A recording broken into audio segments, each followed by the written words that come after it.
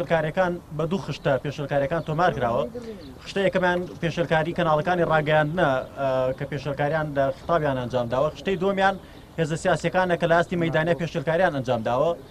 بەڵگەمان بۆ ئەم پێشەکاریانە هەیە کار کەناڵێکی بەڕێزی ڕاگەیاندن ئەنجامی داوە. خشتەی پێشەکارەکانی کەناڵەکانی ڕاگەیاندن بەم شێوەیە لای خوارەوەیە. کوردستان تیڤ حەوت حاڵەت کە هەندانە بۆ توندوتیژی ئەم پێشەکاریانی کە بڵاوکرێتەوە.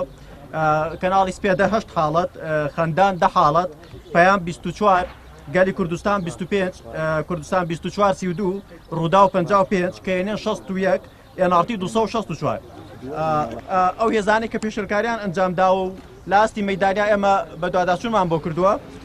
یەکێتی نیشتیمانی کوردستان 75 حاڵەتی پێشەکاری هەیە، پارتی دیموکراتی کوردستان 67 حاڵەتی پێشەکاری هەیە، هاوپەیمانی بۆ دیموکراسی و دادپەروەری 37 حاڵەتی هەیە، بزوتنەوەی گۆڕان 33 حاڵەتی هەیە، حیزبی سۆسیالی دیموکراتی کوردستان 5 حاڵەتی هەیە، یەکگرتووی ئیسلامی کوردستان 4 حاڵەتی هەیە، حیزبی شووعی 3 حاڵەتی هەیە، نەوەی نوێ 3 حاڵەتی هەیە، کۆمەڵی ئیسلامی کوردستان 2 حاڵەتی هەیە، لیستی هاوپەیمانی نیشتیمانی 1 حاڵەتی هەیە. واتە بە کۆی گشتی ماوەی ئەم 15 ڕۆژی بانگەشێ هەڵبژاردن لە کەناڵە بینرا و بیسرا و ڕاگەنراوەکانە 486 حاڵەتی پێشەکاریمان هەیە کاندانە بۆ توندوتیژی و لە هەڵمەتی هەڵبژاردن لە بانگەشەی مەیدانیا کە پێشەکاریەکان ئەنجام درراوە 230 حاڵەتی سەرپێچی تۆمار کراوە لە ئاستی مەیدانیا.